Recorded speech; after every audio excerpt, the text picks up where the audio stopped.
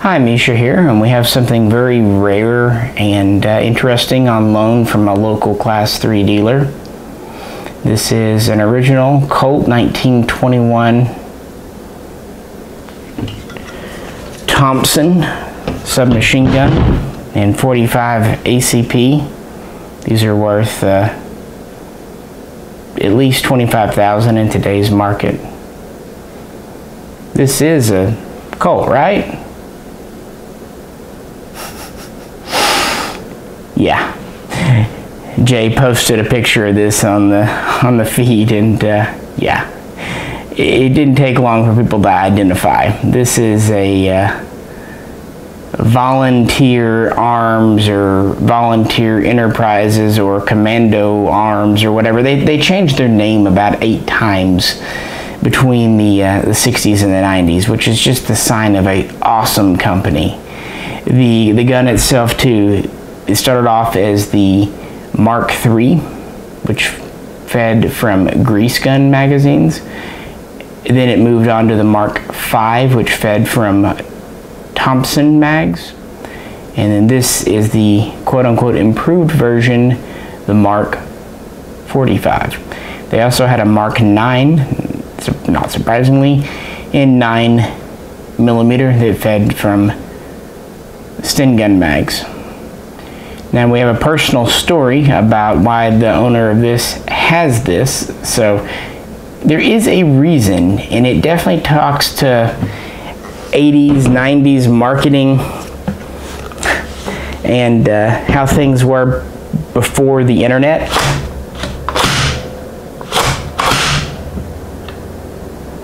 Because in magazine ads, these were honestly marketed as Thompson clones, like true one-to-one Thompson clones. And before the internet, if you think about it, if someone in, say, Washington State bought one and realized what it was, how could they tell someone in, say, Florida? I mean, if they knew them, they could pick up the phone, but there wasn't an internet or even a BBS really at the time they could post, hey, don't buy these pictures. And the thing is, in the ads, if you really look down in the fine print, it would have said something in tiny, like 4-point font print about pictures not being representative of the actual product. Anyway, this should be a fun video. We're going to take this to the range and attempt to shoot it. We will have Jay's Auto-Ordnance 1927A1 as kind of a backup and control because that's a good working gun. And we will compare this with my rebuilt Auto-Ordnance 1928A1 military gun. So buckle up, this could be an interesting one. First though, a special message from the owner of this oh-so special firearm. So I grew up in the 1980s, and when I was a kid I had Soldier of Fortune magazines, and in those magazines were ads from Volunteer Enterprises, and it said something to the effect of own a Tommy gun for $99 or $129 or maybe $179, I can't exactly remember. But I always thought that was fascinating, and then some years later, when I was an adult, I got to see one of these firsthand and realized that they weren't Tommy guns at all. Maybe the only thing that was a real Tommy gun was the buttstock. They had a very generic picture in the ad of a Tommy gun, and it was like a black and white, like drawn style photo. You know, that it was drawn from a photo. It wasn't an actual picture. And so I couldn't imagine the people that bought these guns and then when they got them, their thought that it really wasn't a Tommy gun at all. The forearm is plastic, the pistol grip is tiny, the trigger, not sure what that came out of. But I had a chance here recently to purchase one, and we did it, and we refinished it, got it looking nice and clean. We both actually looked for a copy of the ad that he saw as a child, and I'm sure it's out there on the internet, but Haven't found it yet. If any of you know where it's at, which probably in 5 seconds you will, we'd appreciate it if you'd let us know, because it's entertaining to say the least. Well, let's move on. Let's do something more interesting and more useful. Let's put a care sling, another new one I got recently. Well, not new, it's old. But an old new one on my Thompson here. Seems like a better use of time. So yeah, let's do that. Nope, definitely not procrastinating. Nope, nope, nope. Don't know why you would even think that. Not at all procrastinating. Care slings, or cur slings, some people call them, are fun. Had this one come in on a rifle. Been meaning to put it on this 1928 A1 here for a while. Alright, fine. We'll talk about the Volunteer Arms, Volunteer Enterprises, Commando Arms, all kinds of different names. And this is the Mark 45, the quote-unquote improved version, and 45 ACP, that feeds from Thompson mags. Now these use the semi-automatic Auto-Ordnance, the West Hurley, and the Kahar pattern mags that have the hole in a slightly different spot. So let's load one up and see how it does at the range. Volunteer, command, whatever Mark 45 thing.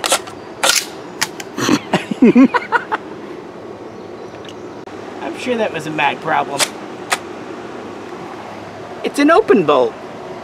So yeah, that happened. And with the look of this thing, can you really blame it? But not to judge the gun without a fair chance. And just because I did want to shoot some 45, we took the same mag, same loading, and stuck it in Jay's modern Kahar Auto-Ordnance M1927A1. Let's see, just to make sure it wasn't a mag or ammo issue. This thing is so heavy. Okay, that's much better. And surprise, surprise, it wasn't. To be honest with you,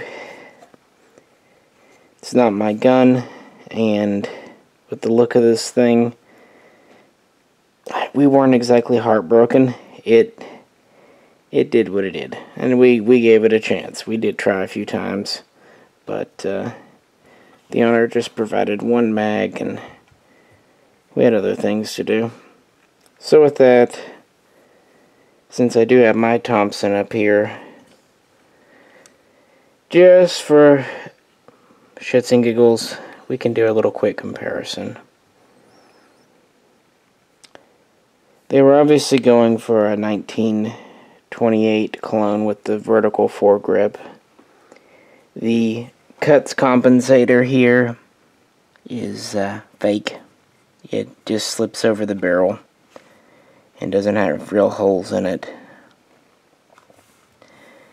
The ribs on the barrel, the vents, the flutes, are also fake. Yeah, I've never have really seen fake vents, but there you go. They only go partially around the barrel, and they're actually an insert or a cover anyway. They're not directly on the barrel, and they're actually a single piece with this foregrip. If you think this is wood, you are mistaken. This is plastic. It has seams.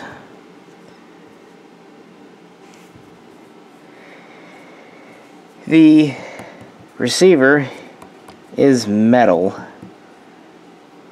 but that's about the best you can say for it. Then it has a Magwell, because why wouldn't you want to make a Thompson look more like a AR or something. This is plastic, as this is entire lower. Grip included. This is all plastic. The metal, the trigger itself, I believe is a metal, but I could be mistaken. It is a left side charger, which no Thompson ever was. Earlier ones like this were top charging. When they went to the M1 and M1A1 for the US military, they did go to a side charging, but it was on the right side. The Eagle Eye among you will notice this thing is missing the rear sight. It's kind of the least of its problems. There were a couple of different styles of rear sight used on these, but they were pretty basic and they just screwed into the receiver. Doesn't have the takedown button in the back. It does oddly use what people say is an original Thompson buttstock, which means this gun is probably worth whatever the stock is worth. The stock is probably the most valuable part. Oddly, it has this bizarre tang on top. Whereas on this one, you see here,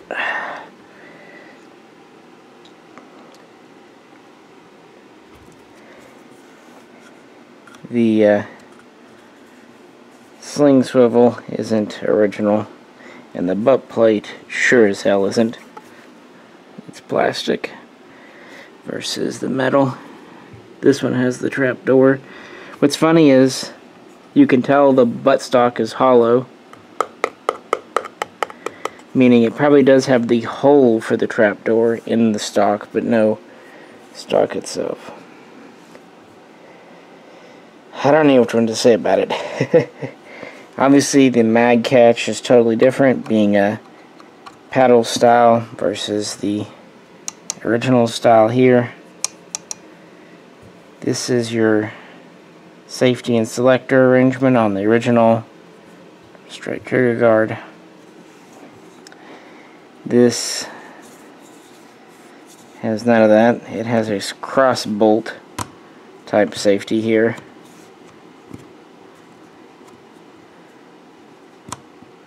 Positive detent it is not.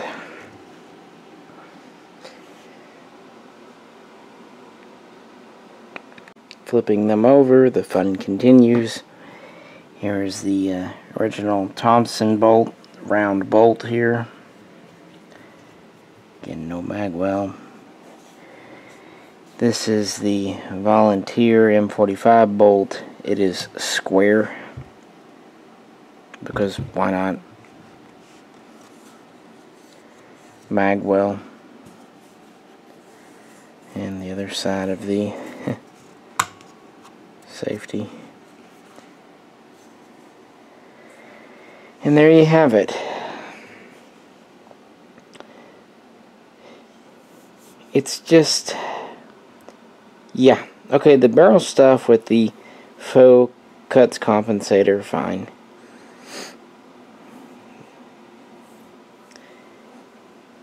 Why they wouldn't take the time to do a real wood, even like Chinese type wood front grip, is beyond me with the wood stock. Why they used an original stock but put on a plastic butt plate, I don't know. But the part that baffles me the most is this lower. One, why would you put a Magwell on a Thompson? It is just, this whole kind of section here is very iconic of a Thompson.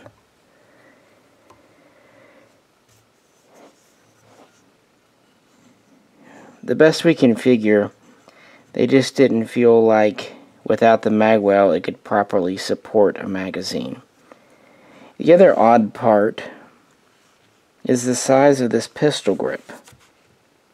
I don't have big hands, and it's tiny to me. The funny thing is, the front grip is normal size. But the rear is like they just took it and shrunk it down. It's like they did a 2/3 scale or something model. Almost makes me wonder if whatever Chinese or subcontractor they used got the dimensions wrong. I don't know. Or maybe this came off a toy gun. I don't mean for this gun, but I mean in general. Maybe when they were designing this, they had the molds from a toy and it was just scaled down, because it looks sized for a child's hand. And the most baffling is this trigger guard. It's extremely small. I mean, the original isn't a huge opening, but not only is this small, it's made smaller because of how the plastic comes up and forms these little side pieces, because it's hollow in between. So they intentionally made it smaller than it even had to be. Here. And the trigger is something else as well.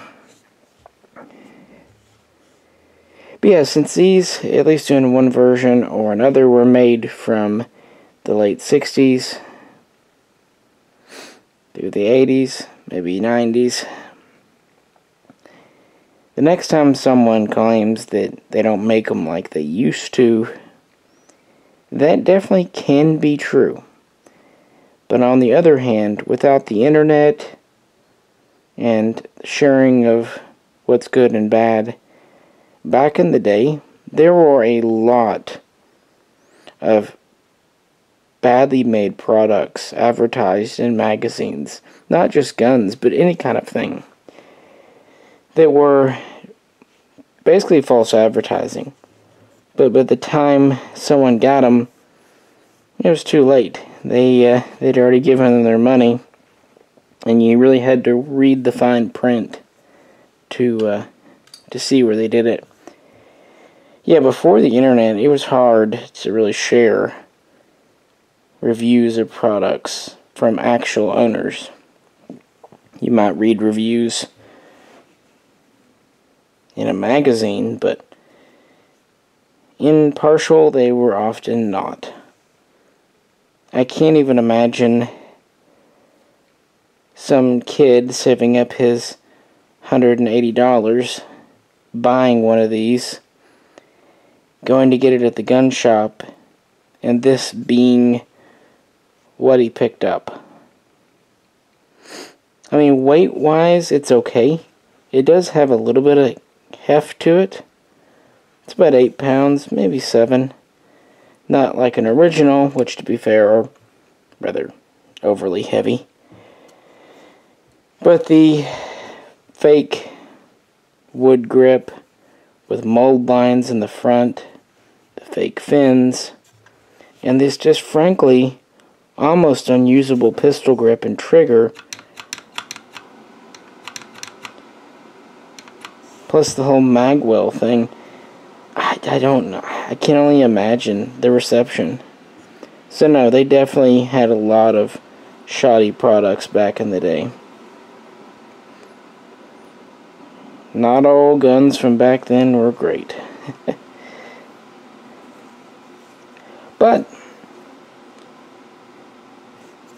this was offered to us to do a video with, to take to the range, and we attempted it. You saw it. It was at the range.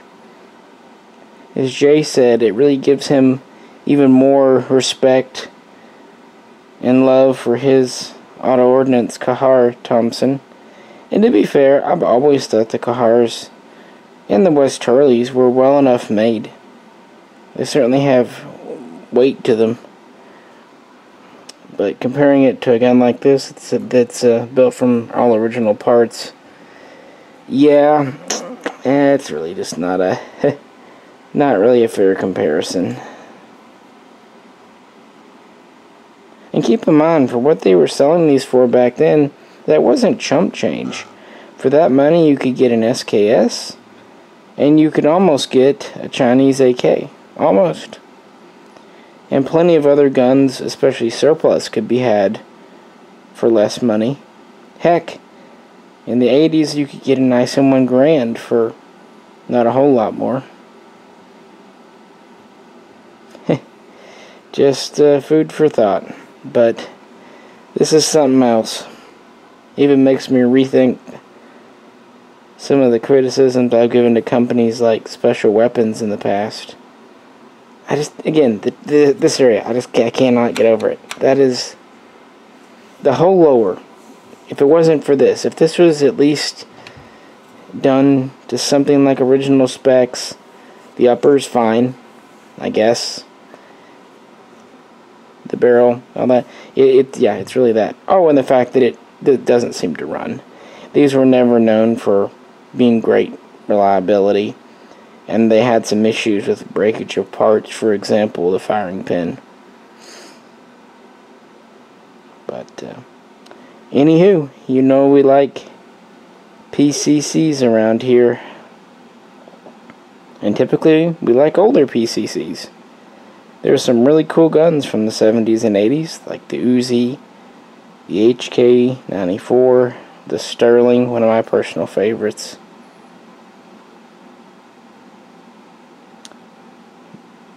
There you go. I hope this was at least a fun video for you. If you have been a victim of a volunteer arms Mark III or Mark V or Mark 45, there is a support group. There is help. You don't have to suffer alone. We'll put a link to the support hotline and website below in the comments, so you too can get help. If you could, like, share, and subscribe. And if you'd like to help support us, check out the link to our Patreon page. And if you like Thompsons, we've done some on this gun as well as Jay's Auto-Ordnance. Guns that actually do run. This is Misha, and we will catch you very soon next time.